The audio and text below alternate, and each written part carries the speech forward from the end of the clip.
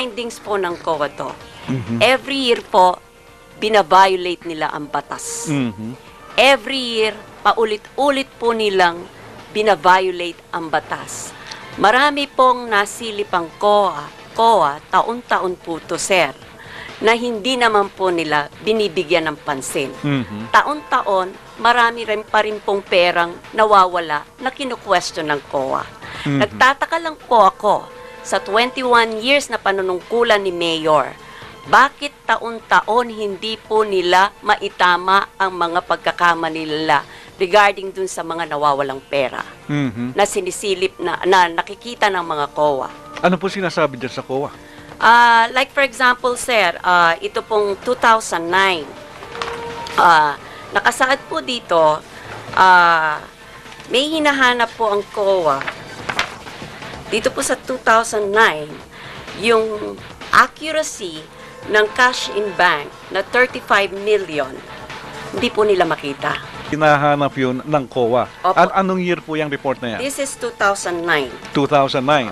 Okay, 2010 po ba meron? Ay, from 2008, 2009, 2010, 2011, 13, pare-pareho po. Mas dumarami pa ho yung hinahanap ng COA. In fact, dun sa 2009, yung pong 103 million, 0.885.397.48 could not be ascertained due to absence of records to support the recorded PPE and failure of the management to conduct physical inventory in violation of the existing rules and regulations provided under the manual on NGAS. Yung mga ganyan kasi Wala pong supporting paper, walang inventory, walang document. So usually pinagpapaliwanag ng COA yung management, ang tawag nila management yun eh. Pero yun ay depende kung LGU, kung anong bayan o anong government agencies. Opo. Okay. So aside from mga nawawalang, meron po bang amount dyan in total kung ilan ay yung hinahanap ng COA? Opo, halos, like for example po sir, dun sa 2010, yung withheld taxes amounting na kinaltas po nila dun sa mga nagtatrabaho sa munisipyo na worth 57 million point 338.656.58. So 57 million. Yes, and real property tax collections of 55 million 1.053130 due to other local government units were utilized for other purposes. Like? Contrary to Section 2.58 of the Revenue Regulations 2-98. Hindi naman binanggit po diyan kung saan ginamit yung pondo. Ang sinasabi diyan were utilized. Oo, ginamit sa ibang purpose. Opo, sa ibang purpose. project na hindi otorisado ng nakatataas na national government. Opo. Ng At national hindi government. po, ito po yung intended for BIR na hindi nila remit. Oo, Yung so 57 million imbis na ipangbayad sa taxes, Hindi po nila ipangbayad sa binayad. BIR. Di po, Ko po si Mayor Morales. Yun nga, ang sinasabi niya sa akin, una-una, wala siyang kinalaman.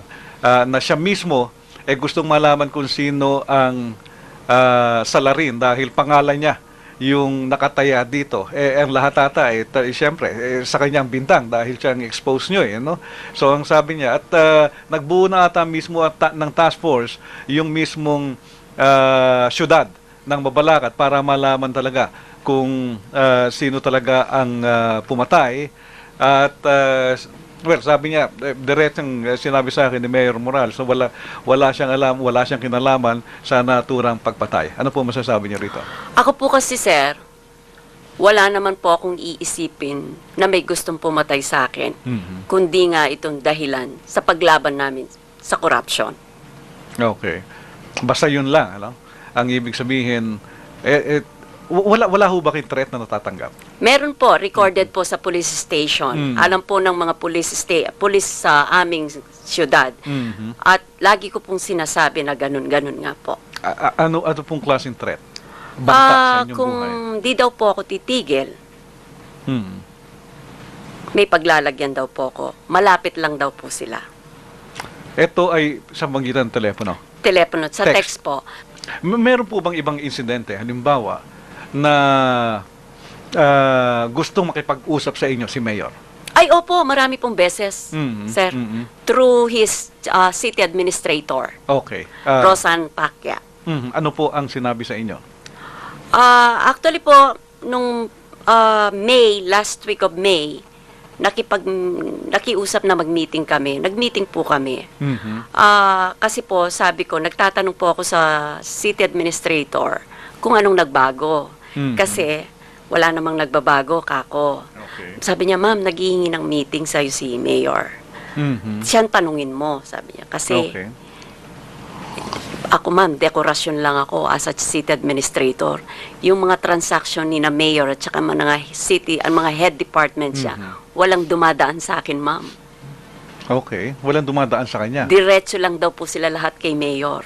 Siya ang city Administrator. administrator. So parang ibig sabihin, pangalan lang yung city administrator. Parang titulo lang niya.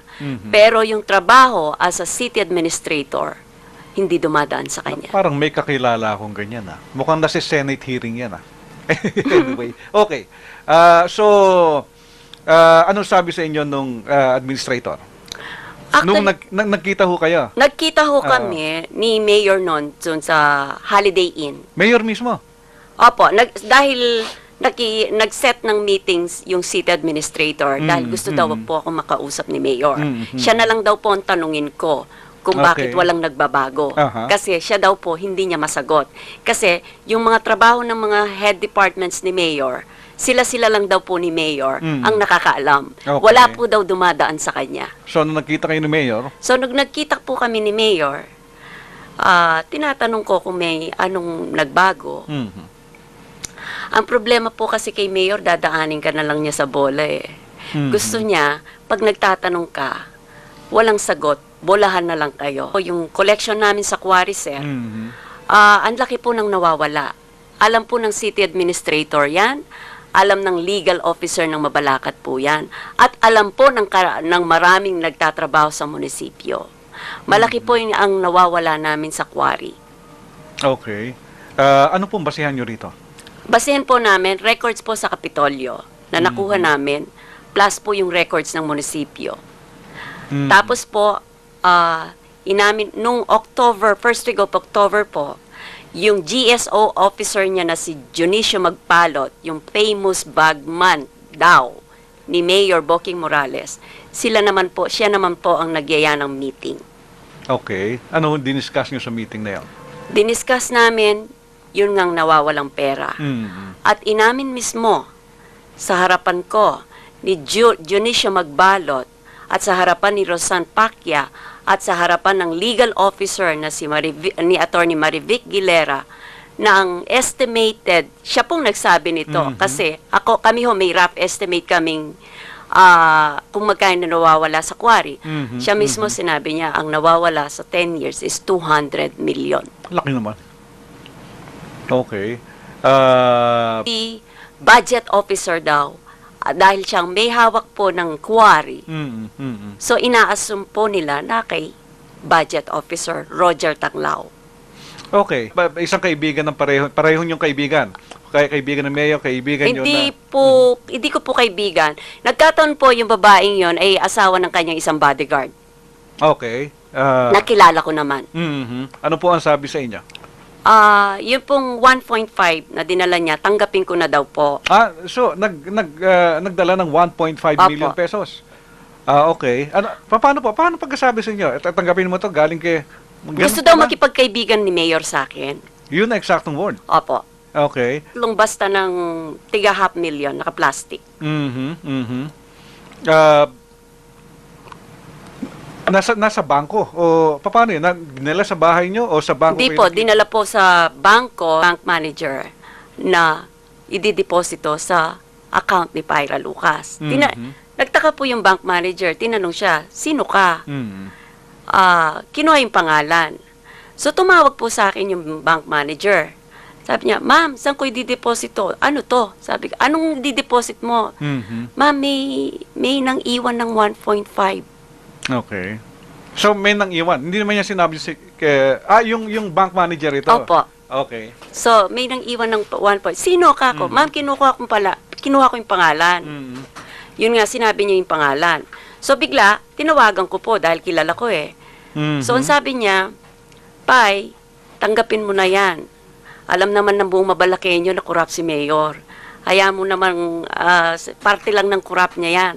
Basta manahimik ka na lang. Sino nagsabi nito? Yung pong nagatid mismo. Mm. Ang sabi ho niya, manahimik ka na lang. Malaking tao ang binabangga mo. Pwede ka na nilang papatay kung gusto lang nila.